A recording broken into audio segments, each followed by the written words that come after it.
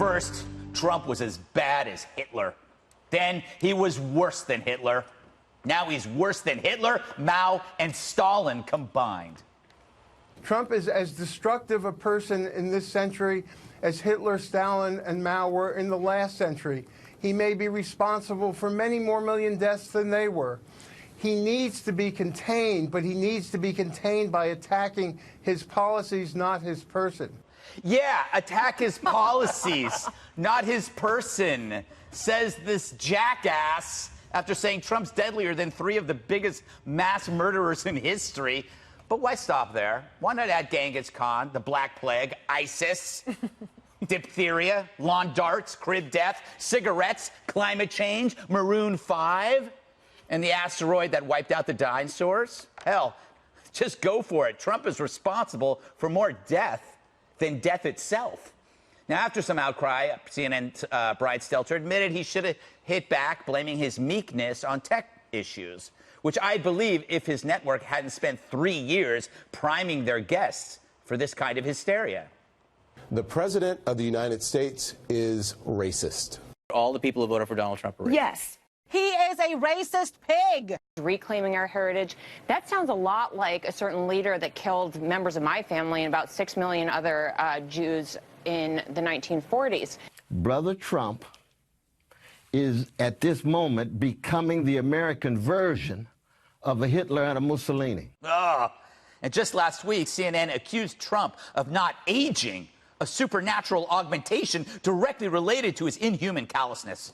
And now, for the 115th time, Stelter barfs out that familiar refrain about Trump's erratic behavior getting worse. There is definitely a widespread recognition that Trump's behavior is getting worse in type and in frequency. It seems he's acting more erratic more often. We can't tiptoe around it anymore. We've got to talk about this. Come on. When was the last time Stelter was able to tiptoe around anything? There's got to be a new phrase to replace jumping the shark for CNN. Maybe it's called losing viewers by the buttload. Because the problem with the shrink's opinion about Trump's murderous footprint isn't that it stood out from this pack of braying hyenas, but that it didn't stand out at all. He wasn't trying to shock Stelter. He was auditioning for his job. Do I smell? No. I was just checking. Do you think you smell? I think I smell. I think I might have a little body odor. I walked here 3 miles. And but it's not hot and humid today. I'm disgusting. I smell gross, and I think I've let everybody down here. I can smell myself. Usually you tell us that Fox and Friends had fish for lunch. No, I'm the... but I don't smell anything, so I didn't smell their fish. I don't smell you. I don't know. Well, Juan, no person could be this evil. So it kind of like throws their entire opinions under the bus because they're so hysterical. Well, unless you think Trump is worse than Hitler, Stalin, and Mao. No, I don't. But and also, I'm not a shrink.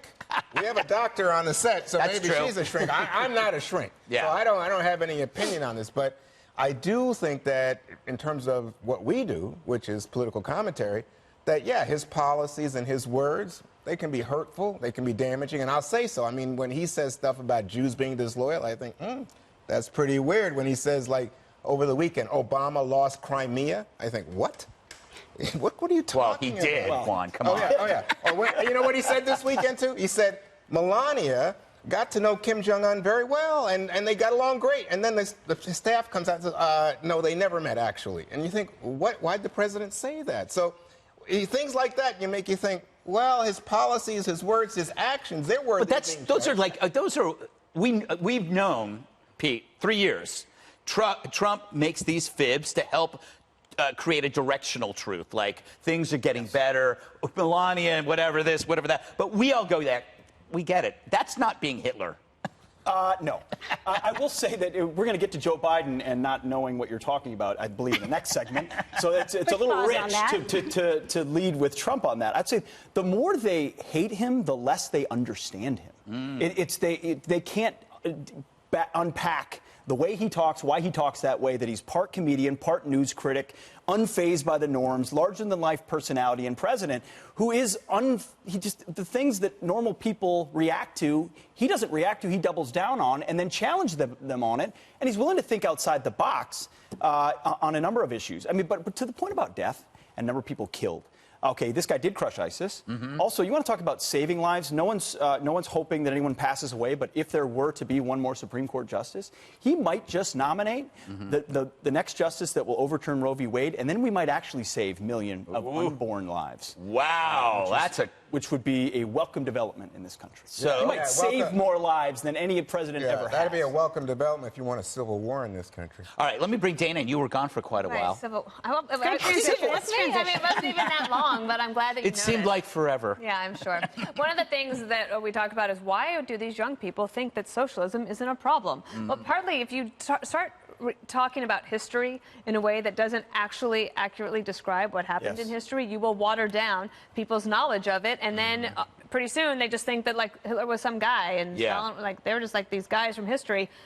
So the comparison not only is completely unfair, but it also is destructive if you care about people who are learning history. Yeah, and also, doctor, to the idea of diagnosing. I mean, a guy saying something like that, he's a psychiatrist. Should he be disbarred and perhaps imprisoned for life? Well, okay, that may be a little drastic, but I have to. I agree with Dana. Completely reasonable. I have to agree with Dana. These are useless exercises of moral rigor, saying these things and completely blunting the horrific actions of our past. Anything that Trump has said or done does not parallel what we've seen with Hitler, Stalin, and Mao. However, Pete and I talked this 2 years ago, the whole Goldwater rule when it comes to psychiatrists publicly commenting on public figures when they haven't actually treated them. It is unethical and they're not allowed to do it. And if you actually listen to this interview, it was so embarrassing, ridiculous, because he was actually saying, we should not be criticizing Trump. We should not be calling him crazy because that is really adding to the stigma for mental illness. But he said the word crazy no less than 20 times through that entire interview. And he said, oh, and by the way, anyone who votes for Trump is crazy. So he just played into his own thing. It was ridiculous. I have a theory. Can I throw it out to the people here? Please. Okay, who in the media most helped elect Trump in 2016? Wasn't Fox News. We were having our own internal civil wars here over candidates because we had so many to pick from, and the Five was like a microcosm of that. We were arguing. But in the media, CNN and Morning Joe both devoted almost most of their political time, media time, to Trump. And now they're his Spanish Inquisition. My theory is that they are trying to make up for what they've done because they elected him, and now they're doing all of this because they feel tremendous guilt. Even though Zucker admitted that remember they did Trump because of the ratings. Yeah. And then they got him elected. Right, so it's numbers. But I mean, we put him on, we put on his rallies, everybody put on his rallies without question, right? But we focused on all the candidates. No, they didn't. I don't think we put on rallies for Jeb Bush the way we put him on. He didn't really have to. I don't think he had one. It's better TV. They put on the better TV. Yeah. Well, I don't know about that. I don't know that I fully. It is TV. It is a lot. It is very entertaining. I don't know that I fully understand your theory, to be honest. Did it go over your head? It did. It go way over. But I take the example of the chosen one, where he said, well, I am the chosen one. And they went nuts about him having a messiah complex. Right. When he's merely stating something differently that is a fact. Previous presidents have not stared down China. It's fallen right in his lap. He's a businessman who understands the dynamics, and he's taken them on. But no, he was also, and then he said later, he said, obviously I was joking. And I think that they've kind of lost their ability to have a sense of humor. Yeah, but I don't think it's that, I mean, look, we talk about his words, but you can also talk about his policies, separating families, a useless wall. I mean, Useless? deficits. What is going on with this? I wonder why it's useless. It's Useless. because people keep blocking it. And who was separating before Trump? A person named Obama. Oh, get out of here. You know, you distort with that stuff. I'm so much. distorting. You Okay. are. Stop it, Juan. Stop calling me names.